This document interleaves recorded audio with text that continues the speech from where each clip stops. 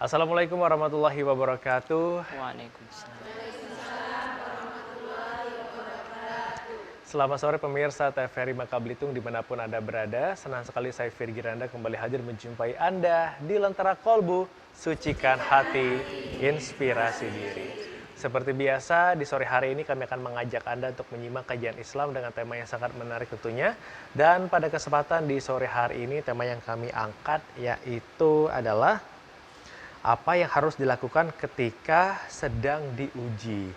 Nah, pemirsa, dalam Islam, ujian dipandang sebagai bentuk kasih sayang dari Allah Subhanahu wa Ta'ala untuk menguji keimanan, mengukur dosa, dan meningkatkan derajat seseorang. Lantas, bagaimana cara kita memaknai seutuhnya?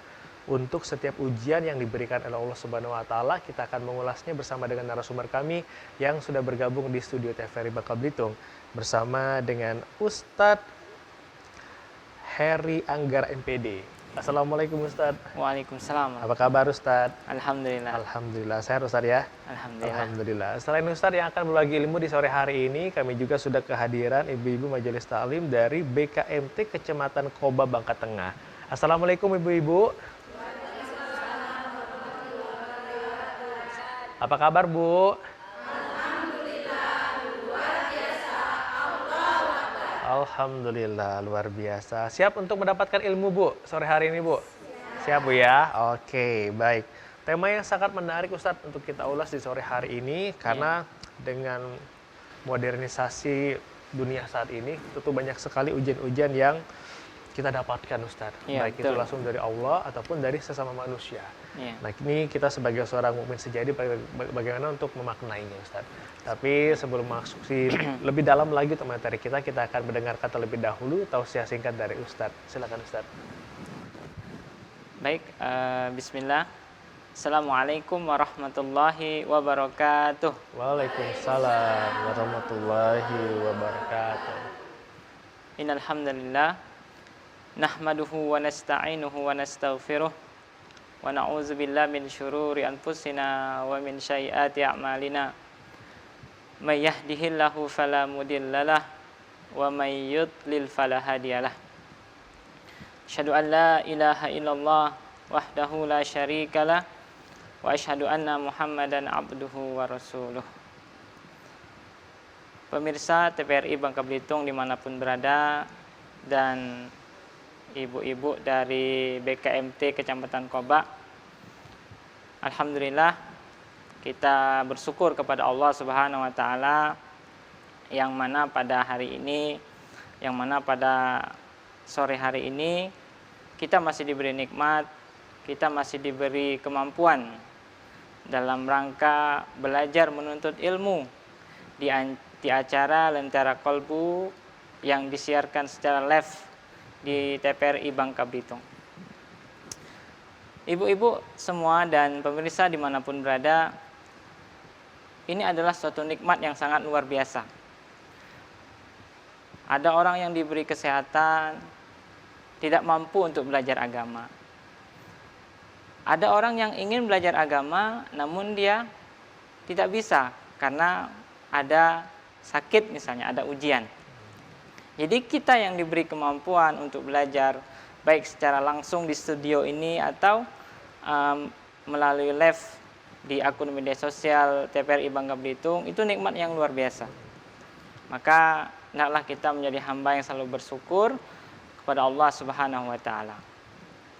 Imam Asy'adi mengatakan bahwa inti syukur itu ada 3. Yang pertama, mengakui bahwa nikmat itu datangnya dari Allah. Apapun itu, nikmat sehat, nikmat banyak duit ya, nikmat jabatan, semua yang didapatkan itu datangnya dari Allah. Ini yang pertama, kita mengakui nikmat itu dari Allah. Kemudian yang kedua, hendaklah selalu memuji Allah atas nikmat yang didapatkan. Hari ini kita makan ayam, alhamdulillah. Atau kita belum punya mobil tapi sudah punya motor, alhamdulillah. Kita sudah punya sepeda tapi belum punya motor, alhamdulillah. kita masih bisa berjalan tapi belum punya motor misalnya atau belum punya kendaraan, alhamdulillah. Itu nikmat yang luar biasa.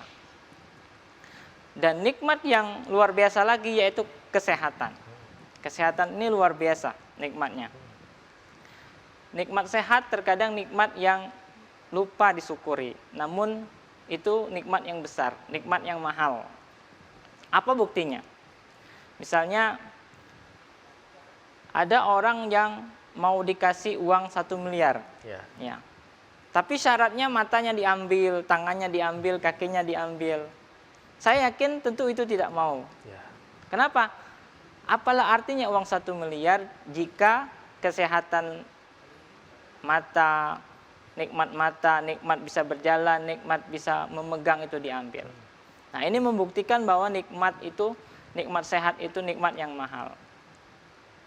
Maka alhamdulillah, hendaklah kita selalu memuji Allah atas semua nikmat yang didapatkan. Kemudian yang ketiga, inti syukur yang ketiga yaitu hendaklah menggunakan kenikmatan itu dalam rangka melaksanakan ibadah. Nah, alhamdulillah kita pada siang menjelang sore ini kita gunakan nikmat yang Allah berikan, kita gunakan untuk belajar, menuntut ilmu agama, yang mana ini merupakan suatu ibadah yang keutamanya luar biasa. Rasulullah mengatakan dalam suatu hadis yang masyhur, yang sering kita dengar, man salaka tariqan yaltamisu fihi ilma sahalallahu lahu bihi tariqan ilal jannah. Barang siapa yang menempuh suatu jalan, kata Rasulullah, yang mana di dalam jalan tersebut dia belajar, dia menuntut ilmu agama, maka Allah akan mudahkan baginya jalan menuju surga. Nah, ini ibu-ibu semua dari Kecamatan Koba ke Pangkal Pinang ini, itu perjalanannya luar biasa. Jika ibu-ibu pergi dari Kecamatan Koba ke sini niatnya belajar menuntut ilmu karena Allah, mudah-mudahan nanti di akhirat dimudahkan juga jalan menuju surga. Amin ya rabbal alamin. Inilah inti syukur yang disebutkan oleh Imam Asy-Sya'di. Kemudian pemirsa dimanapun berada dan ibu-ibu dari BKMT Kecamatan Koba, tak lupa kita memanjatkan salawat serta salam tercurahkan kepada junjungan Nabi kita Nabi Muhammad Sallallahu Alaihi Wasallam beserta para sahabatnya, pengikutnya hingga akhir zaman. Dan tak lupa juga kami mengucapkan terima kasih atas TPRI Bangka Belitung yang telah memberi kesempatan untuk mengisi acara Lentera Kolbu Live di TPRI Bangka Belitung.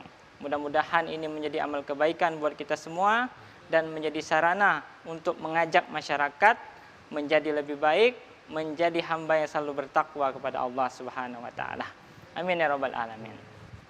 Baik, ibu-ibu dan pemirsa dimanapun berada, hari ini kita akan membahas tema yang semua manusia akan menjalaninya, yaitu ujian. Siapapun kita, apapun jabatan yang kita jalani, semuanya akan diuji oleh Allah. Dan setiap kita terkadang ujiannya berbeda-beda. Ada yang diuji dengan sakit bertahun-tahun belum sembuh. Ada yang diuji dengan harta. Banyak hartanya, bingung mau dihabiskan, mau digunakan untuk apa. Ada juga yang diuji dengan keluarga. Dia kurang akur sama pasangannya, mohon maaf ya. Ada juga yang diuji dengan status sosialnya. Ada juga yang diuji dengan kebutuhan pokok. Yang sekarang ini tengah viral. Harga Pertamax naik kabarnya ya. Nah, itu semua ujian. Maka kita sebagai orang yang beriman, sebagai orang yang mengaku umatnya Rasulullah SAW, apa sih yang harus kita lakukan ketika sedang diuji? Karena kalau kita sedang diuji, namun kita tidak bisa melakukan sesuai dengan apa yang disyariatkan, maka akan ditakutkan terjerumus kepada sesuatu yang dilarang.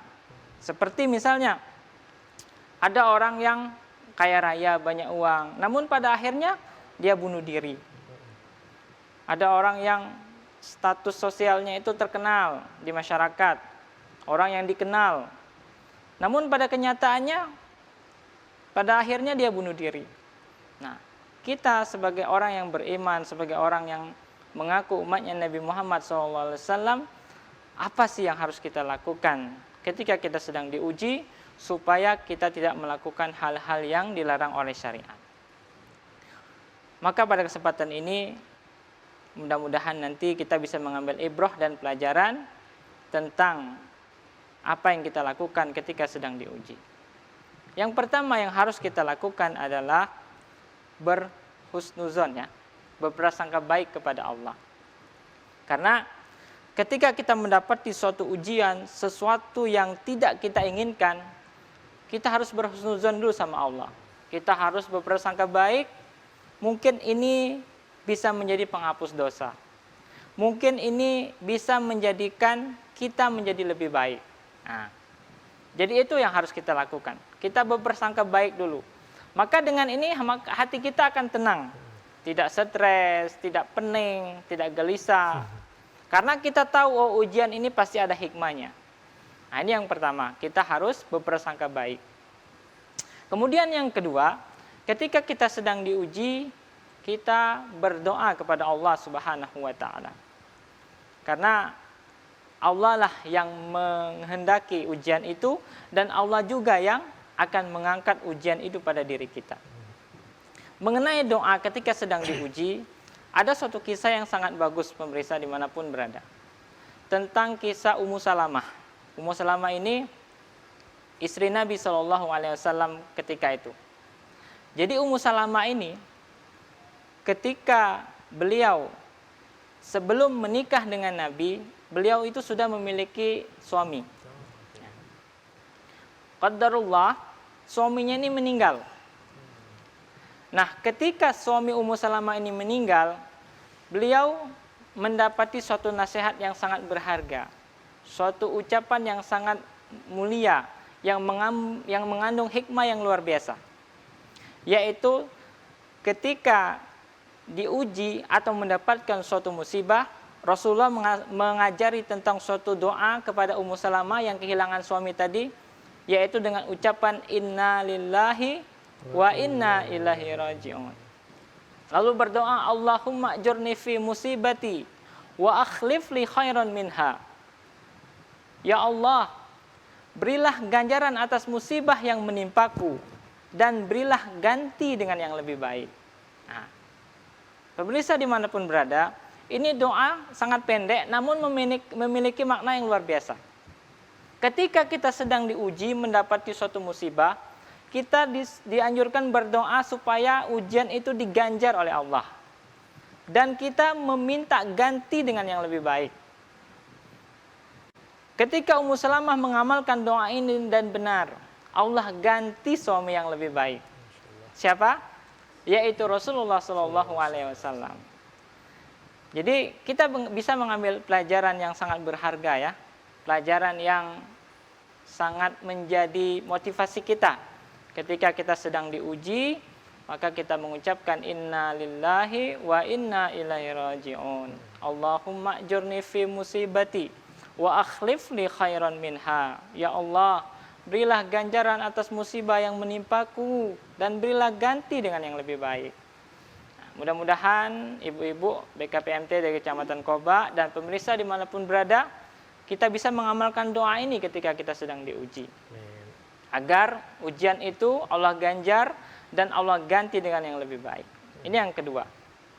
Kemudian yang ketiga, ya. Yang ketiga, ketika kita sedang diuji, hendaklah kita menjadi hamba yang bersabar. Oke. Ya.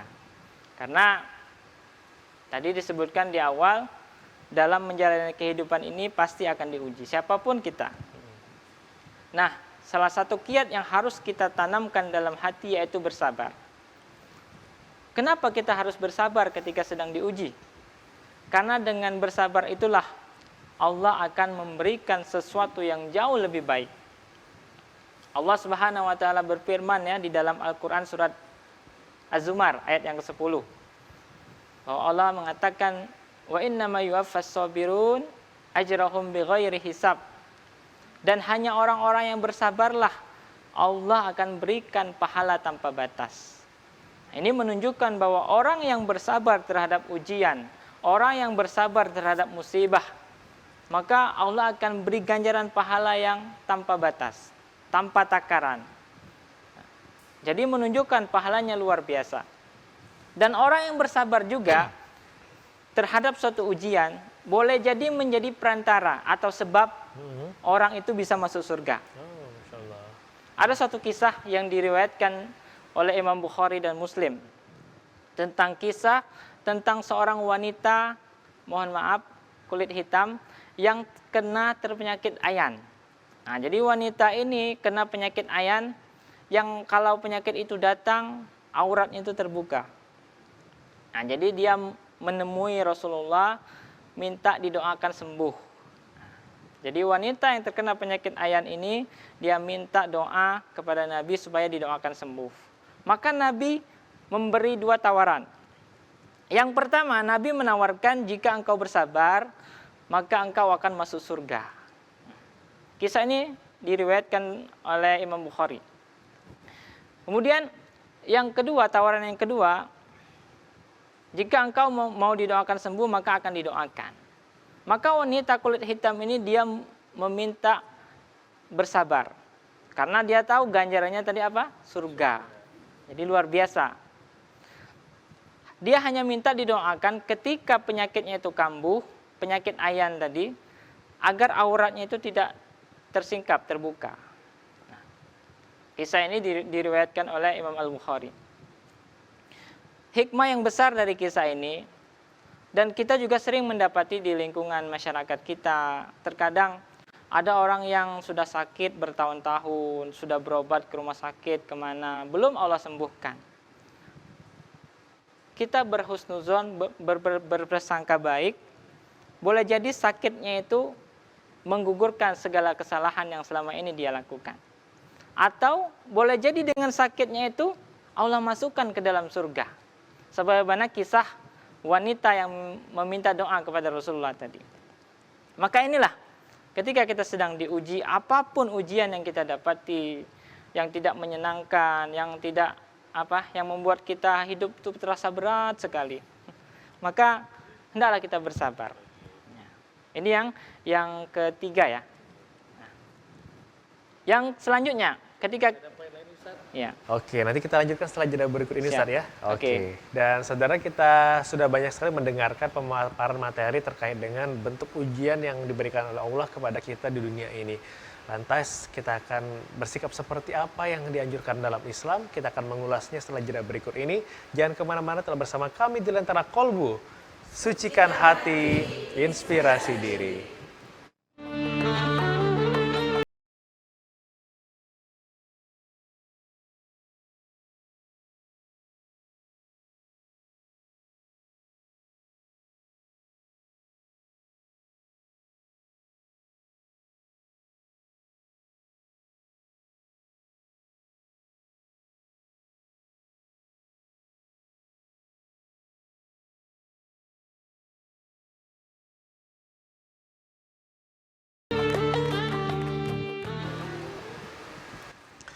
Alhamdulillahirrahmanirrahim. Terima kasih pemirsa, Anda masih bersama kami di Lentera Kolbu.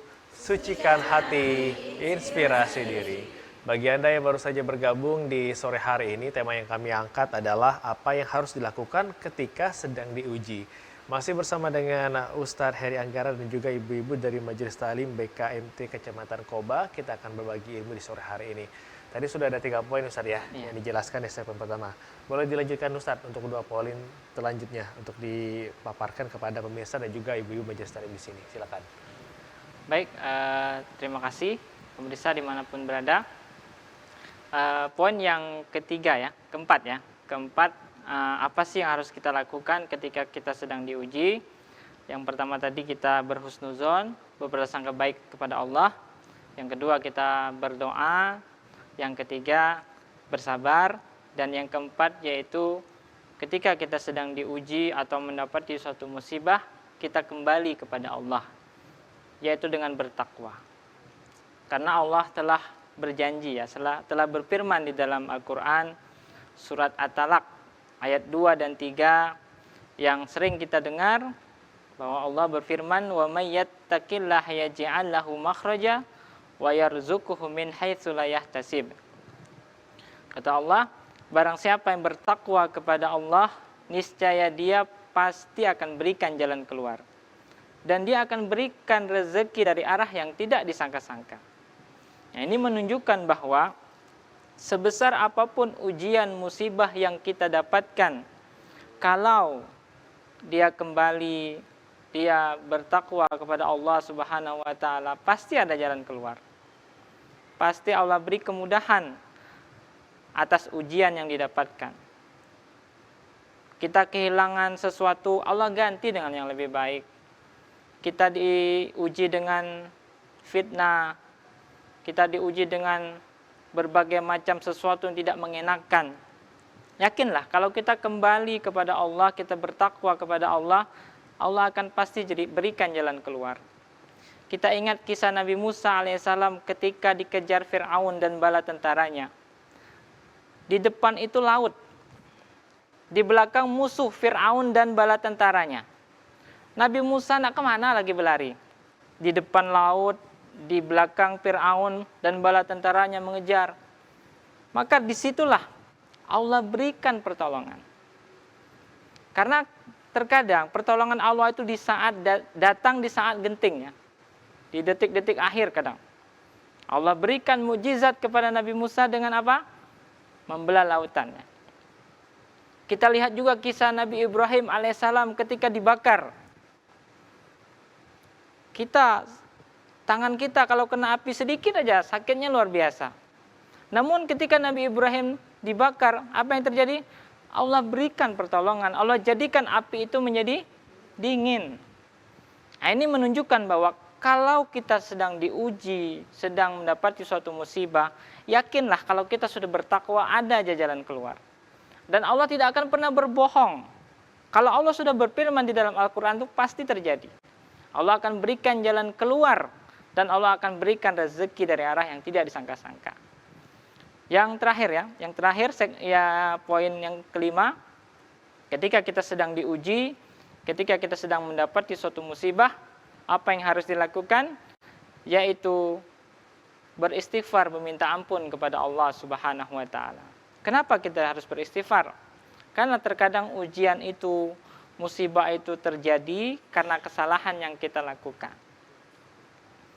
Mohon maaf misalnya, di lingkungan rumah kita ada banjir, atau ada longsor. Boleh jadi itu karena kesalahan manusia itu sendiri yang dilakukan. Buang sampah sembarangan. Ini sebagai contoh kecil ya. Maka ketika kita mendapati suatu ujian, suatu musibah, maka kita perbanyaklah istighfar. Kita minta ampun. Boleh jadi ujian ini karena kesalahan dan dosa yang dilakukan. Ada suatu kisah yang sangat bagus juga tentang wanita. Jadi hari ini kisahnya banyak tentang wanita, Pak. Tentang wanita yang dia tidak sabaran terhadap suatu penyakit. Dia berdoa bertahun-tahun agar penyakitnya itu disembuhkan. Lalu belumlah disembuhkan. Maka dia berprasangka buruk sama Allah. Apakah Allah ini benar-benar ada? Apakah pertolongan Allah ini benar-benar ada? Maka wanita ini dinasehati oleh seorang ahli ilmu ya. Dia kan tadi curhat, dia berdoa belum dikabulkan bertahun-tahun. Maka dia berprasangka buruk kepada Allah. Apakah Allah ini benar-benar ada? Apakah pertolongan Allah ini benar-benar ada? Maka ahli ilmu itu kembali bertanya kepada wanita yang terkena penyakit tadi. Dulu dosa apa yang engkau lakukan?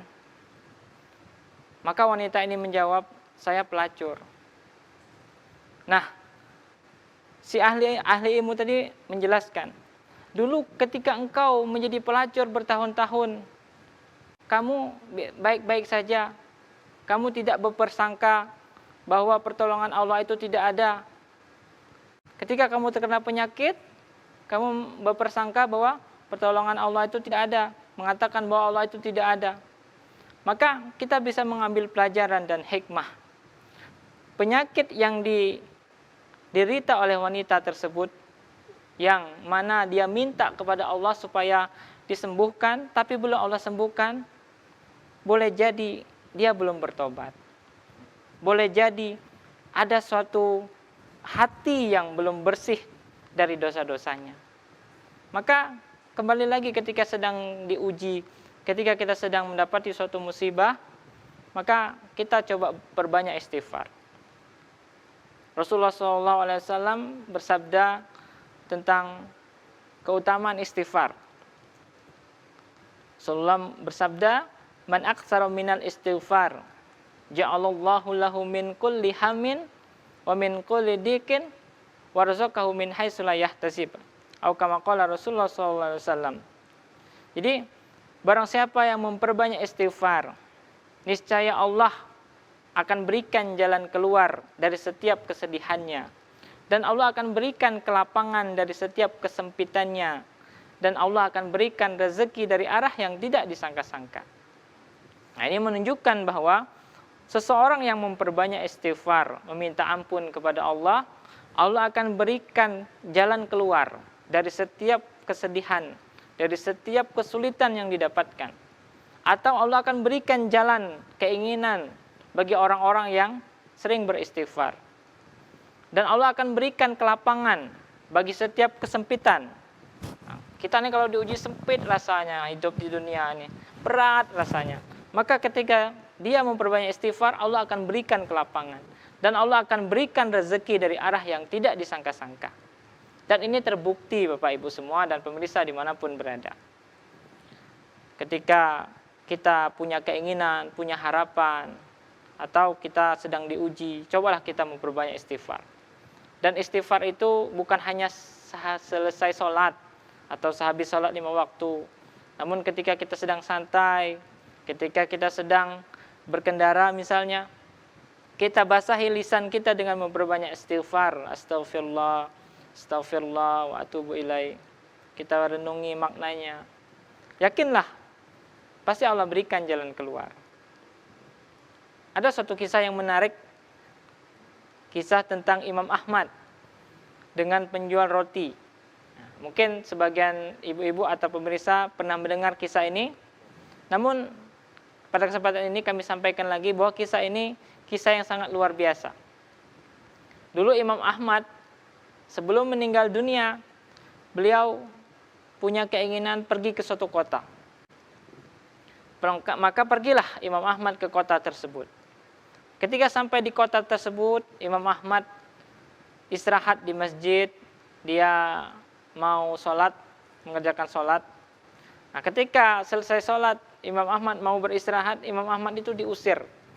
Dilarang beristirahat di masjid oleh pengurus masjid kala itu. Didorong-dorong, maka ketika Imam Ahmad didorong dari masjid, ketemulah dengan penjual roti tersebut. Nah, akhirnya penjual roti tersebut mengajak Imam Ahmad untuk beristirahat di tempat dia jual roti. Nah, ketika itu ada suatu kejadian yang penuh makna, yang sangat luar biasa. Imam Ahmad ketika melihat penjual roti ini dalam membuat roti, dalam membuat adonan untuk dijadikan roti, mulut si penjual roti tadi sering beristighfar. Astagfirullah. Jadi dibasahi lisannya itu sering beristighfar. Maka Imam Ahmad takjub melihat penjual roti ini yang sering beristighfar ketika sedang membuat roti. Lalu Imam Ahmad bertanya kepada penjual roti tersebut. Apa kata Imam Ahmad? Apa yang engkau dapatkan dari sering beristighfar? Maka penjual roti tersebut mengatakan, tidaklah aku meminta kepada Allah, melainkan pasti Allah kabulkan, kecuali satu yang belum, katanya. Apa kata Imam Ahmad? Yaitu bertemu dengan Imam Ahmad, kata penjual roti tersebut.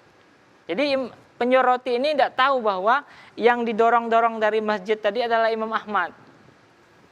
Masya Allah, luar biasa.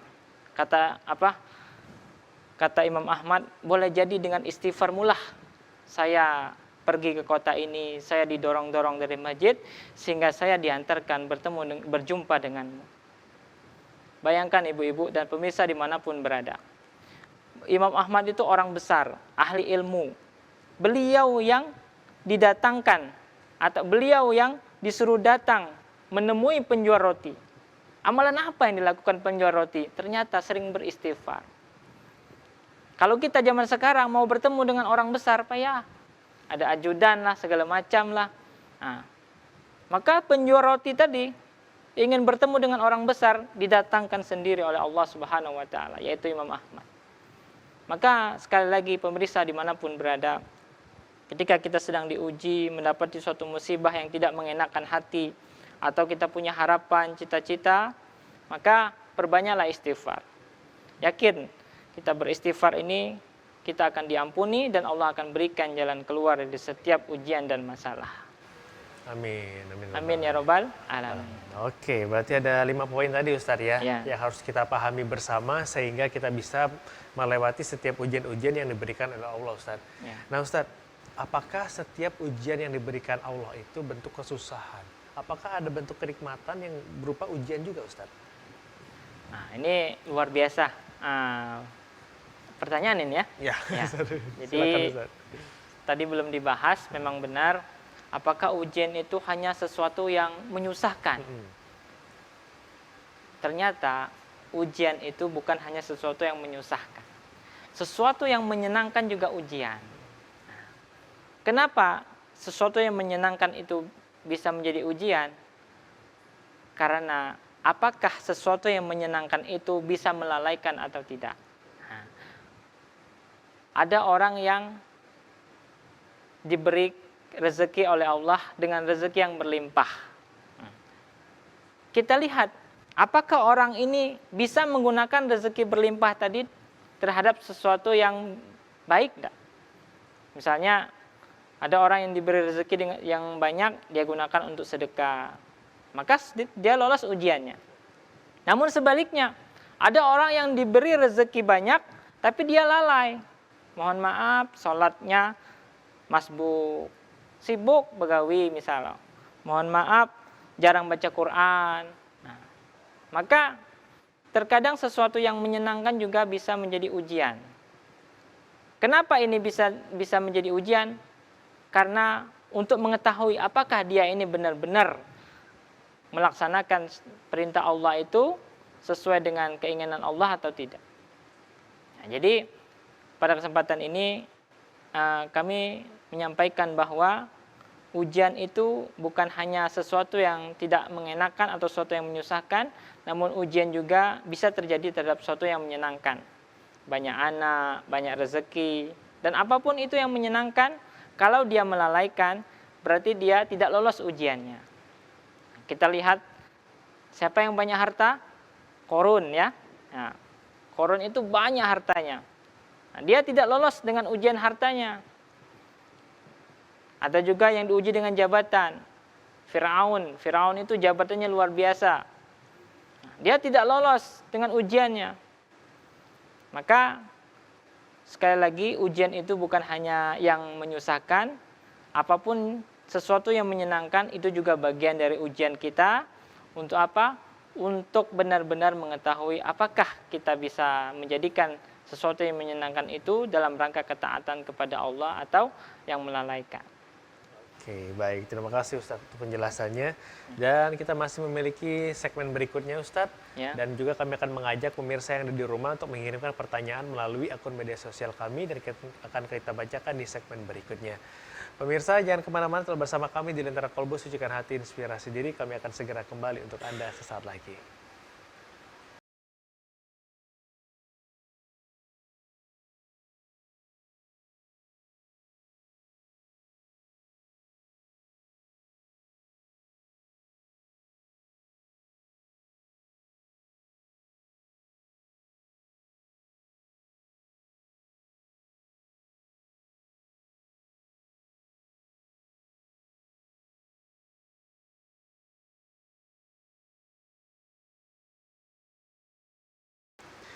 Terima kasih pemirsa, Anda masih bersama kami di Lentera Kolbu, Sucikan Hati, Inspirasi Diri. Dan kali ini kita akan mengajak ibu-ibu dari Majelis Talim BKMT Kecamatan Koba untuk bertanya kepada Ustadz yang sedang memaparkan tema kita di sore hari ini.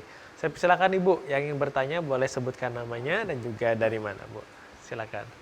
Assalamualaikum Assalamualaikum warahmatullahi wabarakatuh. Waalaikumsalam warahmatullahi wabarakatuh. Ustadz, saya mau tanya, setiap kita ada ujian itu ya harus sabar dan ikhlas. Dan tolong jelaskan sabar itu bagaimana dan ikhlas itu juga bagaimana. Apakah itu dua-dua itu sama? Assalamualaikum warahmatullahi wabarakatuh. Waalaikumsalam wabarakatuh. Dengan ibu siapa ibu? Nama saya Aironi. Ibu hari ini. Baik, pertanyaannya bagus Ustadz. Ya. Keterkaitan antara sabar dan juga ikhlas ketika mendapatkan ujian. Boleh dijelaskan Ustadz? Silakan Ustadz. Baik, terima kasih kepada ibu yang bertanya. Dan pertanyaannya luar biasa tadi Bang ya. Jadi pertanyaannya, kita sedang diuji, kita harus dituntut untuk sabar dan ikhlas. Apakah sabar dan ikhlas itu sama? Nah, maka sabar dan ikhlas itu memiliki perbedaan. Jadi sabar itu kita dituntut untuk menahan diri, mengendalikan emosi dan tabah, serta ridho terhadap ujian atau musibah yang didapatkan. Jadi itu merupakan realisasi sabar. Jadi kita dituntut untuk mengendalikan diri, menahan emosi, tabah, dan juga ridho terhadap apa yang telah Allah takdirkan. Kemudian ikhlas adalah suatu perbuatan atau suatu amalan yang mana itu dilakukan semata-mata karena Allah, bukan karena orang lain atau karena kedudukan dan lain sebagainya.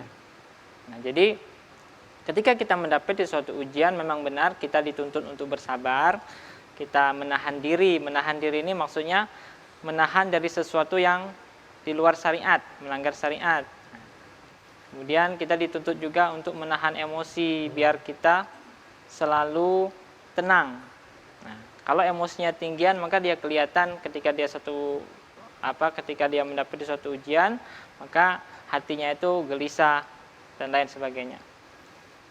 Dan juga ketika kita mendapati suatu ujian, kita dituntut untuk tabah, ridho terhadap takdir Allah.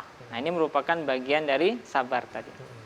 Lalu lakukan semua itu semata-mata karena Allah.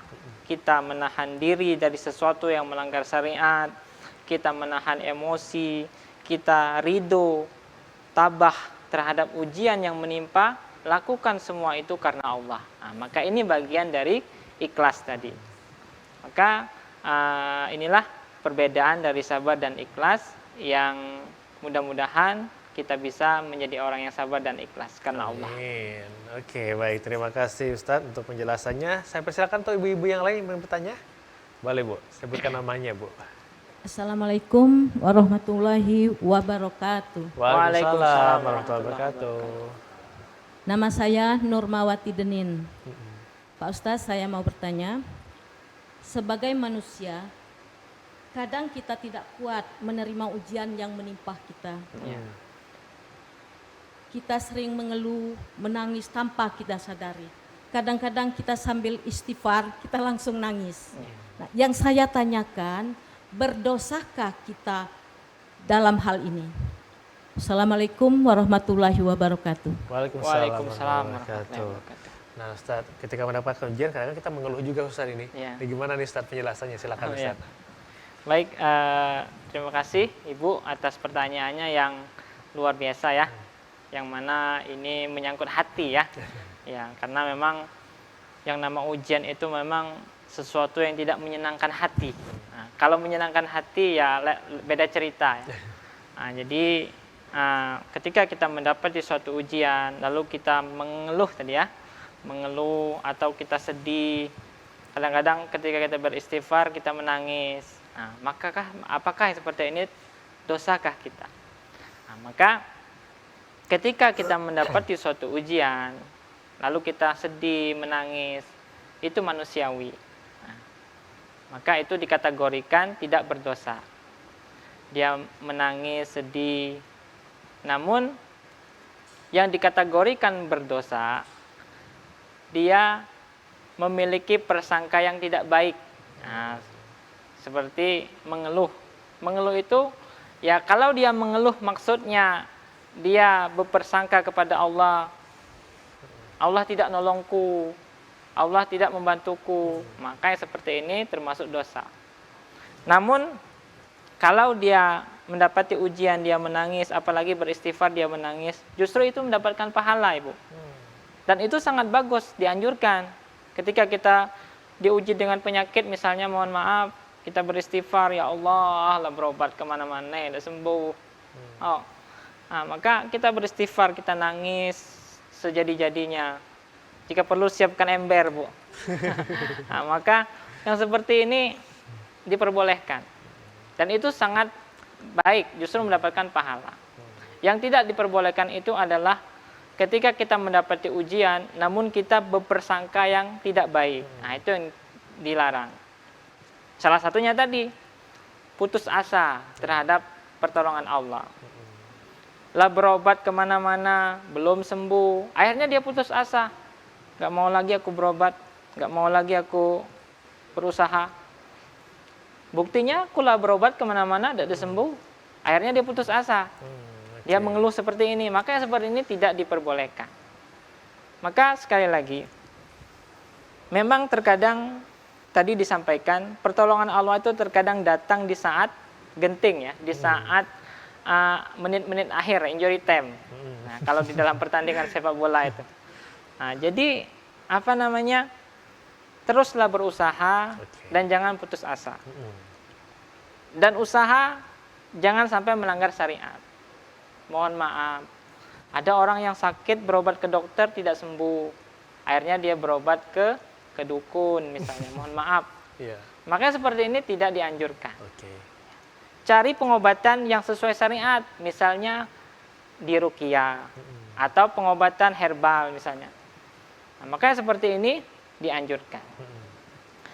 Nah, jadi Ibu seperti itu kesimpulannya. Ketika kita mendapati suatu ujian, suatu musibah, lalu kita menangis, sedih, maka ini tidak mengapa, tidak berdosa. Nah, yang dilarang itu dia mengeluh, dia putus asa, dia berpersangka yang tidak baik kepada Allah ketika dia mendapati suatu ujian. Makanya seperti ini terlarang. Demikian Ibu, wallahu a'lam bishawab. Oke, baik. Semoga terjawab Ibu ya untuk pertanyaannya. Selanjutnya saya silakan Bu. Silakan. Assalamualaikum warahmatullahi wabarakatuh. Waalaikumsalam warahmatullahi wabarakatuh. Nama saya Bu Rosida. Saya ingin menanyakan tentang ujian. Saya pernah mendapat ujian dari seseorang. Tapi saya sudah mengikhlaskan semuanya dan sudah memaafkannya. Tapi untuk bertegur sapa itu susah. Itu aja. Apakah berdosa? Assalamualaikum warahmatullahi wabarakatuh. Waalaikumsalam warahmatullahi wabarakatuh. Oke Ustaz, silakan langsung dijawab singkat Ustaz. Masya Allah, ini juga pertanyaannya sangat bagus dan sebagian dialami oleh masyarakat, Bu ya. Ketika kita punya, ketika kita diuji dengan orang lain, yang mana itu menyakitkan, apakah kita tidak bertegur sapa termasuk dosa atau tidak? Maka yang pertama, memang ketika kita dizolimin ya, ketika kita dizolimi oleh orang lain, maka kita itu diberi 3 keutamaan. Nah, ini yang harus ditanamkan. Jadi ketika kita difitnah, dizolimi atau diganggu oleh orang lain, maka kita berpeluang mendapatkan 3 keutamaan. Yang pertama, kita boleh saja menuntut dia nanti di akhirat. Nah, ini boleh ya. Misalnya kita dizolimi oleh orang yang, mohon maaf, sering berhutang. Kita tagih, dia tidak bayar. Maka kita berpeluang nanti di akhirat kita nuntut dia. Nuntutnya bukan kita memukul dia, bukan, tapi mengambil kebaikannya. Nah, nanti di hari kiamat, orang yang menzolimi kita itu, kebaikannya kita yang ambil. Nah itu, ini yang pertama. Kita berpeluang menuntutnya nanti di hari kiamat. Atau yang kedua, ketika kita dizolimi atau diganggu oleh orang lain yang mana itu menyakitkan, kita bisa memaafkan dan kita mendapatkan pahala yang jauh lebih besar. Nah, jadi ibu-ibu, kalau kita dizolimi, memaafkan itu memang berat. Tapi itulah sesuatu yang berat, pahalanya luar biasa. Nah, jadi kalau kita dizolimi, yang pertama tadi kita bisa menuntutnya nanti di hari kiamat. Yang kedua, kita bisa memaafkan dengan mendapatkan pahala yang jauh lebih besar. Atau yang ketiga, kita mendapatkan doa yang mustajab. Nah, maka ibu-ibu dan pemirsa dimanapun berada, hati-hati doa orang yang terzolimi. Orang yang dizolimi itu mustajab doanya. Maka hati-hati terhadap orang yang berdoa ketika dia dizolimi. Nah, ini 3 peluang keuntungan yang bisa didapatkan oleh orang yang dizolimi. Nah, berkaitan dengan pertanyaan ibu tadi, ketika kita diganggu, dizolimi, atau apa saja yang membuat kita sakit hati, lalu kita memaafkan, dan itu mudah-mudahan ibu mendapatkan pahala yang besar. Amin. Lalu untuk bertegur sapa itu berat, Pak Ustadz. Gimana nih Pak Ustadz, dosa enggak? Nah, maka kita lihat, jika kita bertegur sapa dengan dia bisa menimbulkan mudorot yang lebih besar, maka sebaiknya jangan bertegur sapa. Namun kalau bertegur sapa itu menimbulkan maslahat atau kebaikan yang lebih besar, maka usahakanlah untuk bertegur. Nah, meskipun berat. Dan memang ya manusiawi, kalau kita sudah sakit hati itu memang berat untuk, jangankan untuk ngomong, melihatnya aja tidak mau kita. Nah, makanya seperti itu memang sesuatu yang berat, memang pahalanya luar biasa. Jadi tergantung kondisi. Kalau kita menegurnya itu bisa menimbulkan mudorot atau keburukan yang besar, maka sebaiknya nggak apa-apa tidak bertegur. Meskipun kita sudah memaafkan ya. Kalau kita memaafkan ikhlas karena Allah, kita akan mendapatkan pahala yang besar. Nah, masalah kita bertegur atau tidak tergantung kondisi.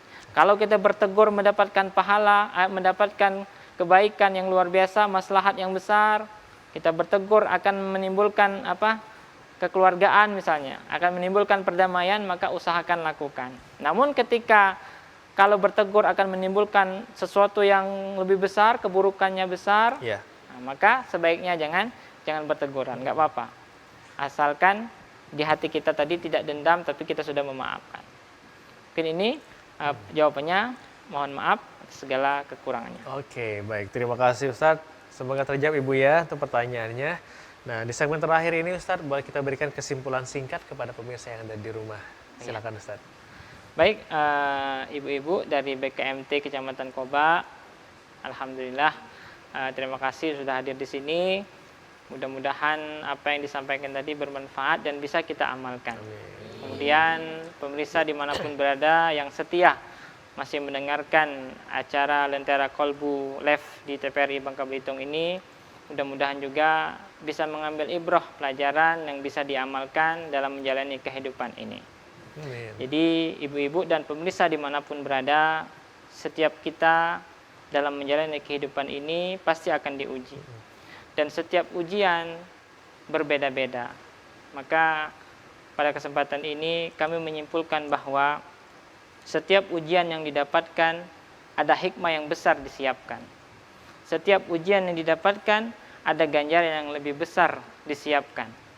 Dengan syarat melakukan 5 poin. Yang pertama tadi yaitu berprasangka baik kepada Allah, yang kedua berdoa kepada Allah, yang ketiga bersabar karena Allah, yang keempat kembali dan bertakwa kepada Allah, dan yang kelima yaitu memperbanyak istighfar karena Allah. Inilah 5 poin yang harus kita lakukan ketika kita mendapat di suatu ujian, suatu musibah. Maka dengan ini akan mendapatkan hikmah yang luar biasa, akan mendapatkan pahala yang lebih besar yang disiapkan oleh Allah Subhanahu wa Ta'ala. Demikian ibu-ibu dan pemirsa dimanapun berada, mohon maaf atas segala kekurangan dan terima kasih atas waktu dan kesempatannya. Mudah-mudahan nanti kita berjumpa di lain waktu dalam acara dan kegiatan yang jauh lebih baik. Terima kasih. Oke, baik. Terima kasih untuk Ustadz Heri Anggara PD yang sudah berbagi ilmu di sore hari ini, dan juga saya mengucapkan terima kasih kepada ibu-ibu Majelis Ta'lim dari BKMT Kecamatan Koba, Bangka Tengah yang sudah bergabung di studio kami juga. Dan pemirsa, terima kasih Anda telah menyaksikan Lentera Kolbu Sucikan Hati Inspirasi Diri di sore hari ini. Saya Firgi Setiawan mewakili kerabat kerja yang bertugas pamit undur diri. Saya akhiri wabillahi taufiq wal hidayah. Wassalamualaikum warahmatullahi wabarakatuh dan sampai jumpa. Waalaikumsalam.